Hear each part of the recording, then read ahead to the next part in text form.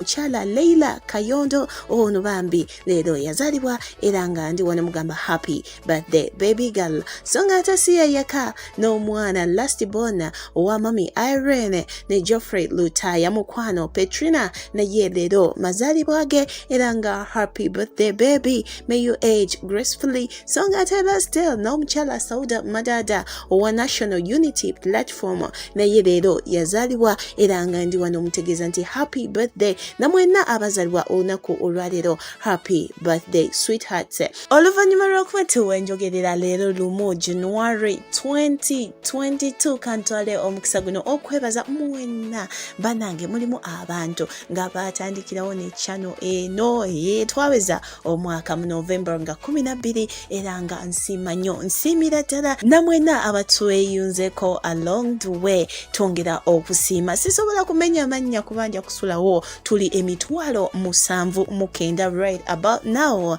naye sisobola kumenya omumu mbanja kusulawo naye nga mumanye nti mbagaliza omwaka omujja ogw'emirembe n'essanyu. So nga ate Bakanavri Mugume ne Sasha Ferguson nabo omwaka baguyingidde bwe bati bagenze ka Instagram ne babaako ka live ke batukolera ne mukwano muhabbati gubadde muli abaana beesuse abaana beraze lavo kyongera okulaga nti wasa mukwano gwo tuwasa maaso nakabina bwofuna mukwano gwo ezo moments ezibeerangamu era nga kyolina omanya genda okakebereko waliko Instagram ey'omukyala Sasha Ferguson ogenda kubanga olaba biravo songa ate sibeeboka n'omukyala Helen Lukoma n'omwami we mukwano kyebeekoze nga bayingira omwaka nashekinga bambam ngeno omwami bwamuyira ensimbi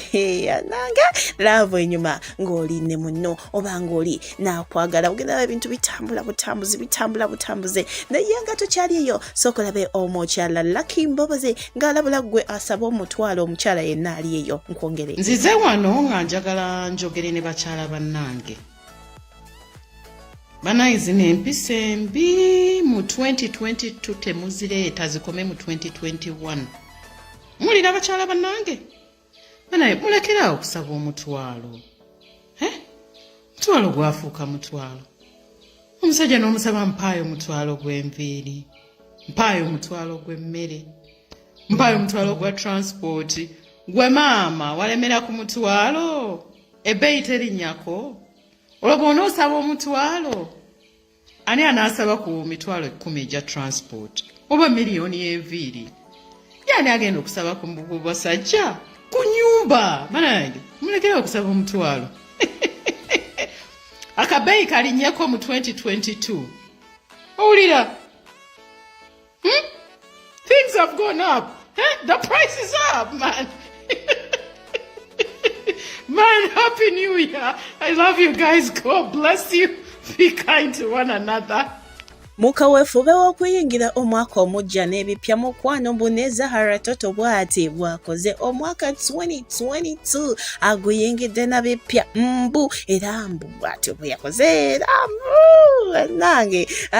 sijja kwongerako bingi kuba emabegako omukyalo no abadde n'embiranye ne bakadama katulabe wa nje bigenda okugwera so nga ate ye mwana muwala musayi muto temulina kye mugamba omukyala baby Gloria munange avuteyo n'abategeeza nti munange ekyo yekyo ki yeye yasalawo okuba mu media si baganda be so postinga ebintu ebikwata ku baganda be mukwano mubeere nice please be nice bano baana bato yebwe movement yajjamu embuto smea yagala DJ yabaka ne pastor mukwano tebigenda kumulya naye ekikwatagana ne abaana baabwe oba baganda be abato mukwano tokisussa nnyo hatred gikaringe ogiteeke ewalala si ku baganda be yebwe boyagala movement it's okay kuba she chose this naye baganda beneda so nga tebanange onaku o regular Spark TV yajudde amaziga around sawa 2 nga mukwano abagala n'ababiri Rapi ne Gabi bawukana